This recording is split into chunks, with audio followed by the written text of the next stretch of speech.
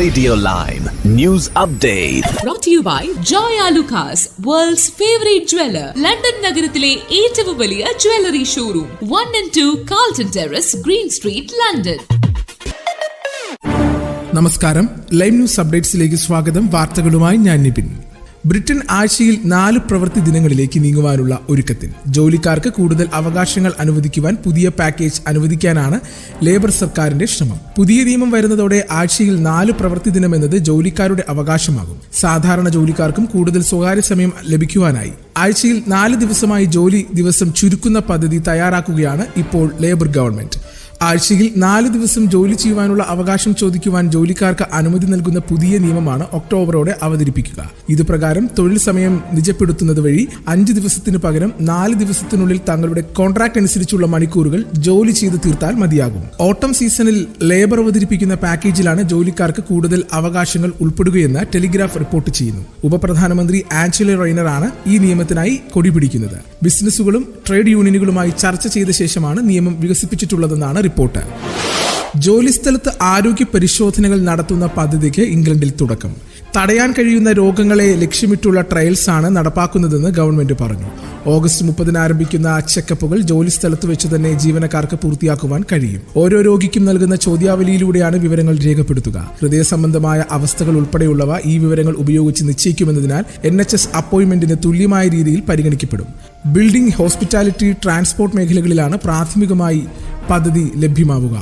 വീടുകളിൽ നൽകുന്ന digital health ചെക്കിങ്ങുകൾ Norfolk, Midway, ലാംബെത്ത് എന്നിങ്ങനെ ലോക്കൽ അതോറിറ്റികളിലാണ് ആരംഭിക്കുന്നത്. ആവശ്യമുള്ള സമയത്ത് സഹായം തേടിയാൽ പല മാരകമായ രോഗങ്ങളും ഒഴിവാക്കുവാൻ കഴിയുമെന്നും പബ്ലിക് ഹെൽത്ത് ആൻഡ് പ്രിവെൻഷൻ മന്ത്രി ആൻഡ്രൂ ഗെയിൻ പറഞ്ഞു. ബ്രിട്ടനിൽ ജോലി ചെയ്യാത്ത കുടിയേറ്റക്കാരുടെ എണ്ണം റെക്കോർഡ് നിരക്കിൽ എത്തിയെന്ന് കണക്കുകൾ വ്യക്തമാക്കുന്നു. ഇതുമൂലം നികുതിദായകന് 8 ബില്യൺ പൗണ്ടിന്റെ ഭാരമാണ് ചുമക്കേണ്ടി വരുന്നതെന്ന് UK പൗരന്മാരല്ലാത്ത 1,06,89,000 പേരാണ് തൊഴിലില്ലാത്തവരും സാമ്പത്തികമായി ആക്റ്റീവ് അല്ലാതെയും ഇരിക്കുന്നതെന്ന് ഔദ്യോഗിക കണക്കുകൾ പറയുന്നു. ഇവർ ജോലിക്കായി ശ്രമിക്കുന്നില്ലെന്നതാണ് അതിലേറെ ഞെട്ടിക്കുന്ന വിഷയം. 2024 രണ്ടാം പാദത്തിലെ കണക്കുകൾ വർഷത്തിന്റെ ആദ്യ പാദത്തിലെ 1,06,76,000 എന്ന റെക്കോർഡിനെയാണ് മറികടന്നത്. 2013 തുടക്കത്തിൽ 1,06,28,000 എന്ന മുൻ റെക്കോർഡിനെയും പുതിയ കണക്കുകൾ ഭേദിച്ചതായി നാഷണൽ സ്റ്റാറ്റിക്സ് ഓഫീസ് ഡാറ്റ വ്യക്തമാക്കുന്നു. വിദേശത്ത് ജനിച്ച് UKയിൽ താമസിക്കുവാൻ അവകാശം നേടിയ 16 മുതൽ 64 വയസ്സുവരെയുള്ളവരാണ് ഇതിൽപ്പെടുന്നത്. കണക്കുകളിൽ വിദ്യാർത്ഥികളും അഭയാർത്ഥികളും ഉൾപ്പെടുന്നില്ല. ഇനി നാട്ടിലെ വാർത്തകൾ. സംവിധായകൻ ആഷിഖ് കപൂർ ഫെഫ്കയിൽ നിന്നും രാജിവെച്ചു. ഫെഫ്കയുടെ പ്രാഥമിക അംഗത്വത്തിൽ നിന്നുമാണ് ആഷിഖ് കപൂർ രാജിവെച്ചത്. ഹേമ കമ്മിറ്റി റിപ്പോർട്ടിൽ നേതൃത്വം കുറ്റകരമായ മൗനം പാലിച്ചെന്ന് ചൂണ്ടിക്കാട്ടിയാണ് രാജി. ഹേമ കമ്മിറ്റി റിപ്പോർട്ട് പുറത്തുവന്നതിന് ശേഷം ജനറൽ സെക്രട്ടറി B. ഉണ്ണികൃഷ്ണൻ ഇതുവരെ മാധ്യമങ്ങളെ കണ്ടിട്ടില്ല. ഇതിനെതിരെ സംഘടനയ്ക്കുള്ളിൽ കടുത്ത അമർഷമുണ്ട്. ഇതിനിടെയാണ് ആഷിഖ് കപൂറിന്റെ രാജി. ആഷിഖിന് പിന്തുണ അറിയിച്ച് കൂടുതൽ രാജി ഉണ്ടാകുമോ എന്നത് ആകാംക്ഷയാണ്. മുകേഷ് രാജിവെച്ചേ തീരൂ. മുഖ്യമന്ത്രിയെ കണ്ട് ബിനോയ് വിശ്വം. മുൻകൂർ ജാമ്യം തേടാൻ കൂടുതൽ നടന്മാർ. മുകേഷിന്റെ രാജിക്ക് സമ്മർദ്ദം ഉയരുന്നതിനിടെ നിർണായക CPM സംസ്ഥാന സെക്രട്ടേറിയറ്റ് ഇന്ന് തിരുവനന്തപുരത്ത് ചേരും. ധാർമ്മികത മുൻനിർത്തി മുകേഷ് മാറി നിൽക്കണമെന്ന CPI നിലപാട് സംസ്ഥാന സെക്രട്ടറി ബിനോയ് വിശ്വം മുഖ്യമന്ത്രിയെ കണ്ട് അറിയിച്ചു. മുകേഷ് മാറിയേ തീരുവെന്നാണ് ബിനോയ് വിശ്വം മുഖ്യമന്ത്രിയെ അറിയിച്ചത്. ധാർമ്മികതയുടെ പേരിൽ മുകേഷ് മാറി നിൽക്കണം എന്നാണ് CPI നിലപാട്. പാർട്ടി എക്സിക്യൂട്ടീവ് തീരുമാനപ്രകാരമാണ് ബിനോയ് വിശ്വം നിലപാട് അറിയിച്ചത്. മുകേഷിന്റെ രാജി സംബന്ധിച്ച് CPI കടുപ്പിച്ചതോടെ CPM കൂടുതൽ സമ്മർദ്ദത്തിലായിരിക്കുകയാണ്. സമാനമായ കേസുകളിൽ പ്രതികളായ 2 കോൺഗ്രസ് MLA രാജിവെച്ചിട്ടില്ലെന്നും അതുകൊണ്ട് തന്നെ മുകേഷിന്റെ രാജി ആവശ്യമില്ലെന്നുമാണ് CPM നിലപാട്.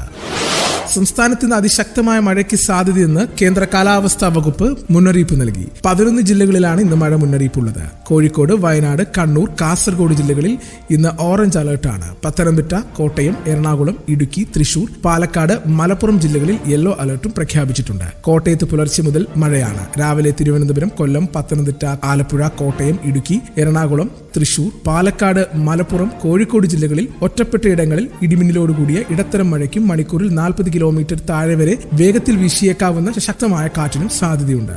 മറ്റു ജില്ലകളിൽ ഒറ്റപ്പെട്ടയിടങ്ങളിൽ നേരിയ മഴയ്ക്കും സാധ്യതയുണ്ടെന്ന് കേന്ദ്ര കാലാവസ്ഥാ വകുപ്പ് അറിയിച്ചു. ഇനി കായിക വാർത്തകൾ. KSAയെ സ്വന്തമാക്കി ലിവർപൂൾ. 2021 ഇറ്റലിയുടെ യൂറോ കപ്പ് കിരീട നേട്ടത്തിൽ പ്രധാന പങ്കുവഹിച്ച താരം. ഇറ്റലി വിംഗർ ഫെഡറിക്കോ കിയോസയെ സ്വന്തമാക്കി ഇംഗ്ലീഷ് ക്ലബ് ലിവർപൂൾ. യുവൻസിൽ നിന്ന് 1 കോടി പൗണ്ടിനാണ് 26-കാരൻ KSA ലിവർപൂളിലെത്തുന്നത്. 2021 ഇറ്റലിയുടെ യൂറോ കപ്പ് കിരീട നേട്ടത്തിൽ പ്രധാന പങ്കുവഹിച്ച താരമാണ് KSA. മുൻ ഇറ്റാലിയൻ സ്ട്രൈക്കർ എൻട്രിക്കോ KSAയുടെ മകനാണ്. സെഞ്ചുറിയുമായി ക്രീസിൽ നിലയുറപ്പിച്ച ജോ റൂട്ടിന്റെ മികവിൽ ശ്രീലങ്കയ്ക്കെതിരായ രണ്ടാം ക്രിക്കറ്റ് ടെസ്റ്റിൽ ഇംഗ്ലണ്ട് മികച്ച സ്കോറിലേക്ക്. ടോസ് വഴങ്ങി ബാറ്റിംഗിനിറങ്ങിയ ആതിഥേയർ ഒന്നാം ദിനത്തിൽ 7 വിക്കറ്റ് നഷ്ടത്തിൽ 358 റൺസ് എടുത്തു. 42 റൺസിനിടെ ഇംഗ്ലണ്ടിന് ആദ്യ 2 വിക്കറ്റ് നഷ്ടമായപ്പോൾ ക്രീസിലെത്തിയ റൂട്ട് ഇംഗ്ലണ്ടിനെ ഭേദപ്പെട്ട നിലയിലേക്ക് എത്തിച്ച ശേഷം 7-ാമനായാണ് പുറത്തായത്. അർദ്ധ സെഞ്ചുറിയുമായി ഗസ് അറ്റ്കിൻസൺ ക്രീസിലുണ്ട്. ആദ്യ ടെസ്റ്റിലെ വിജയത്തിന്റെ ആത്മവിശ്വാസത്തിലിറങ്ങിയ ഇംഗ്ലണ്ട് തുടക്കത്തിൽ പരുങ്ങി. ബെൻ ടക്കറ്റിനൊപ്പം 3-ാം വിക്കറ്റിൽ 40 റൺസ് നേടിത്തുടങ്ങിയ റൂട്ട് പതിയെ ഇംഗ്ലീഷ് ഇന്നിംഗ്സിന്റെ കടിഞ്ഞാൻ ഏറ്റെടുത്തു. മധ്യനിരയിൽ 216 എന്ന നിലയിലേക്ക് വീണ ഇംഗ്ലണ്ടിനെ ഗസിനൊപ്പം 7-ാം വിക്കറ്റിൽ 92 റൺസ് കൂട്ടിച്ചേർത്താണ് റൂട്ട് കരകയറ്റിയത്. ഇന്നത്തെ പൗണ്ട് വിനിമയ നിരക്ക് 110.67 ഇന്ത്യൻ രൂപ. ഇതോടുകൂടി വാർത്തകൾ കഴിഞ്ഞു. കൂടുതൽ വാർത്തകൾ അടുത്ത ബുള്ളറ്റിൽ. കൂടുതൽ വാർത്തകൾക്കും വിശേഷങ്ങൾക്കുമായി റേഡിയോ ലൈം ആപ്പ് ഡൗൺലോഡ് ചെയ്യൂ. പ്ലേ സ്റ്റോറിൽ നിന്നും ആപ്പ് സ്റ്റോറിൽ നിന്നും. Radio